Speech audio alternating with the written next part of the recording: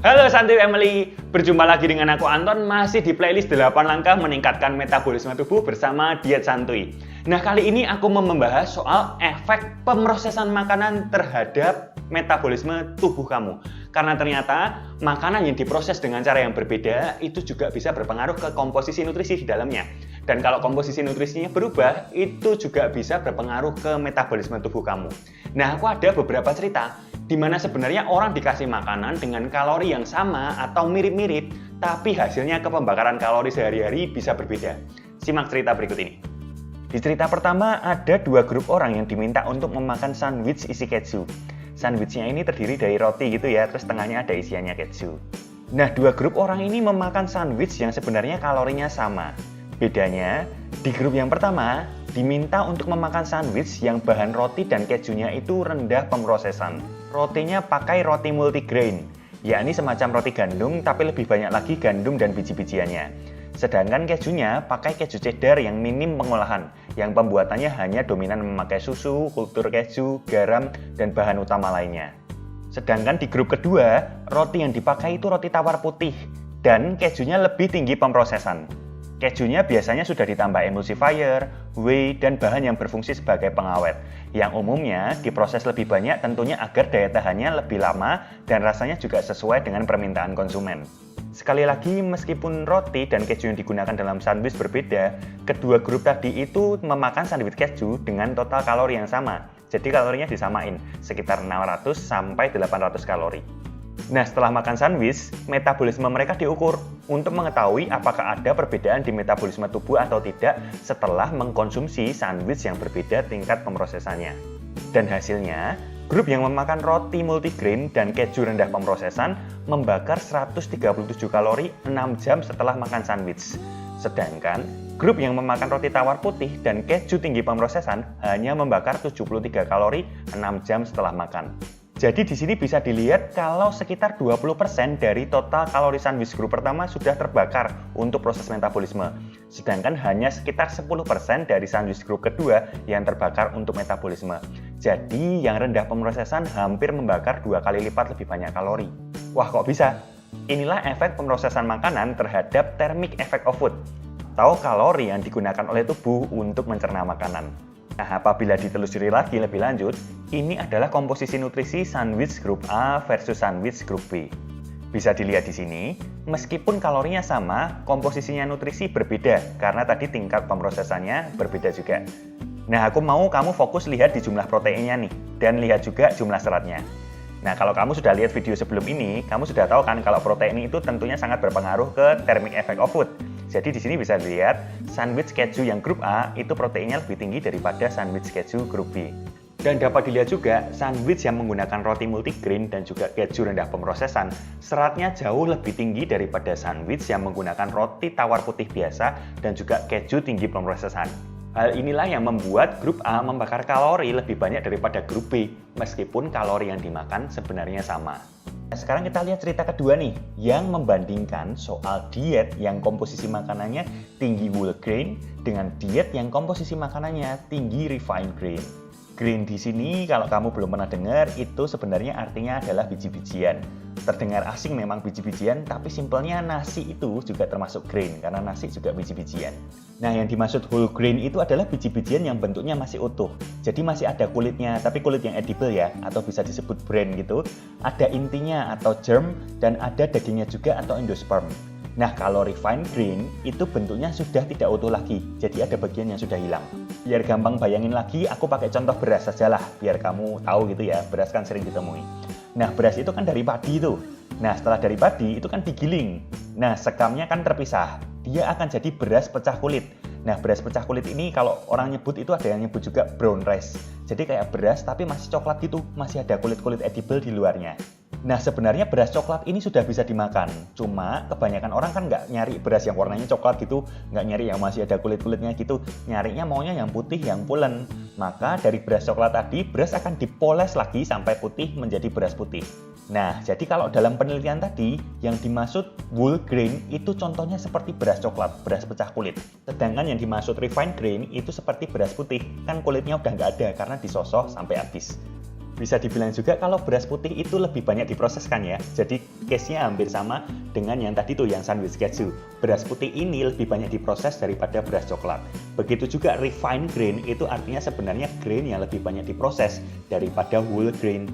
Nah, di penelitian ini ditunjukkan juga kalau yang mengkonsumsi whole grain itu terlihat mengkonsumsi serat jadi lebih tinggi nih. Dalam sehari bisa mencapai 40 gram. Sedangkan yang refined grain itu hanya sekitar 20 gram atau setengahnya aja. Nah, hasilnya gimana nih?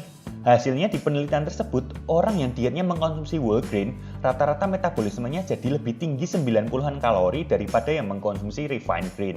Lagi-lagi hasilnya mirip dengan yang sandwich keju tadi, yang lebih tinggi pemrosesan membakar lebih sedikit kalori daripada yang makan makanan yang rendah diproses. Nah, apa yang bisa dipelajari di sini nih? Kamu bisa pakai logika gini sebenarnya. Kalau makanan sudah banyak diproses di luar tubuh, maka tubuh akan lebih mudah memproses dong ya, karena sudah diproses di luar tadi. Makanya energi yang diperlukan tubuh untuk mencernanya makin dikit, karena bentuknya sudah lebih sederhana daripada bentuk asalnya. Ini dominan karena seratnya juga. Makin banyak diproses, seratnya makin berkurang. Jadi makin rendah energi yang dibutuhkan untuk mencernanya. Kalau belum banyak diproses, sistem pencernaan kan makin banyak kerjanya, karena proses memecah ke bentuknya lebih sederhana, lebih panjang, lebih memakan energi. Jadi kalau kamu memaksimalkan metabolisme biar kamu makan tapi bakar kalori lebih banyak, cobalah isi pola makanmu dengan dominan makanan yang minim pemrosesan, yang tinggi serat, dan juga seperti yang tips di video pertama, tinggi protein. Nah, setelah mendengarkan dua cerita tadi, aku mau kamu fokus ke 4 hal ketika kamu memilih makanan. Yang pertama tentunya pilih makanan yang lebih tinggi serat dan lebih tinggi protein. Ini nyambung juga dengan tips di hari pertama kayak gitu ya. Kalau kamu lihat tadi di penelitian pertama, sandwich yang pertama itu lebih tinggi serat, lebih tinggi protein. Dan di penelitian yang kedua juga, whole grain itu kan masih ada kulitnya tuh. Karena masih ada kulitnya, otomatis seratnya lebih tinggi juga. Dan kedua hal tadi, serat dan protein, itu berpengaruh ke metabolisme tubuh kamu. Karena tubuh kamu membutuhkan lebih banyak energi untuk mencernanya. Jadi misalnya kamu keluar, lihat ada 2 snack kayak gitu ya. 2 snack sama-sama 100 kalori. Yang satu seratnya 1 gram sama proteinnya 5 gram. Yang satu nggak ada seratnya dan proteinnya cuma 1 gram. Better kamu pilih snack yang pertama, meskipun sama-sama 100 kalori. Itu tips yang pertama. Tips yang kedua, usahakan supaya pola makanmu itu mayoritas makanannya minimally proses kayak gitu ya, atau diproses seminimal mungkin makanannya. Jangan terlalu sering makan makanan yang ultra proses. Contohnya, daripada makan keripik kentang, ya makannya kentang. Daripada makan keripik pisang, ya makannya pisang. Daripada makan sosis, ya makan aja daging sapi. Daripada beli chicken nugget, ya makan aja dada ayam. Kayak gitu. Jadi sebisa mungkin beli makanan yang minimally proses karena rata-rata nutrisinya lebih kaya dan lebih sedikit kalori karena tidak ada bahan tambahan pangan yang terlalu banyak daripada yang dibandingkan dengan ultra proses atau diproses sebanyak mungkin. Yang ketiga, aku mau saat kamu mengejar defisit kalori, jangan cuma fokus ke porsi makanannya aja, cuma fokus ngurangin porsinya aja. Misalnya, biasanya makannya segini, kayak gitu ya. Besoknya makanannya tetap, tapi porsinya dikurangi jadi segini, kayak gitu. Terus lama-lama, kan harus makan sedikit, makin sedikit, karena dalam artian kebutuhan kalorinya kan pasti turun terus itu, menyesuaikan dengan berat badan. Nah, terus lama-lama ngeluh, lapar, nggak kenyang, kayak gitu ya. Padahal sebenarnya kalau kamu fokusnya ke mengganti makananmu dari yang ultra proses ke minimally proses, itu kamu bisa makan lebih banyak loh, meskipun kalorinya lebih sedikit. Contohnya, biasanya sering-sering makan yang kayak keripik kentang, atau biasa makan yang kayak french fries kayak gitu. Terus kamu ganti jadi kentang rebus kayak gitu. Nah, itu volume french fries atau keripik kentang yang mungkin cuma segini, kamu ganti jadi kentang rebus, kamu bisa makan lebih banyak dengan kalori yang sebenarnya sama. Kayak gitu. Jadi kamu otomatis kalau sering-sering mengganti makanan yang ultra proses jadi minimally proses, biasanya chicken nugget jadi makan dada ayam, biasanya sosis jadi makan daging biasa, itu nanti kebutuhan kalorimu bisa menyesuaikan tapi kamu tetap makan volume makanan yang tetap banyak. Jadi jangan cuma fokus ke ngurangin porsi tapi fokus ke kualitas makanan juga. Apalagi nutrisi makanan yang minimally proses itu rata-rata lebih bagus. Dan yang keempat pasti bikin kamu bingung karena sebenarnya jangan takut sama makanan yang diproses. Jadi kayak malah berlawanan dengan tips-tipsku sebelumnya ya. Tapi sebenarnya memang nggak masalah. Makanan yang diproses itu bukan berarti jahat kayak gitu ya.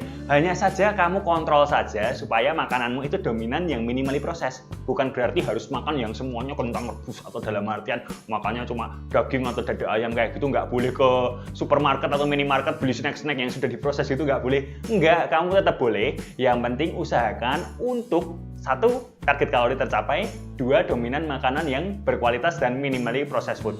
Kamu bisa lihat lagi videoku soal frekuensi di sini yang menceritakan soal frekuensi makan. Kamu dominan 80% atau 70% itu makanan yang minimally processed food dan bernutrisi. Sisanya 20-30% itu boleh makan makanan kesukaanmu.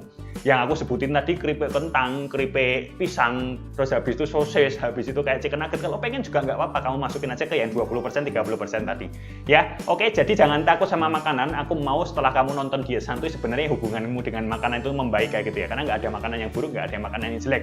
Karena kamu harus lihat dari keseluruhan pola makanmu dalam sehari dan dalam sepanjang hidupmu. Nggak bisa cuma ini makanan, makan ini pasti nggak sehat gitu, nggak bisa kayak gitu.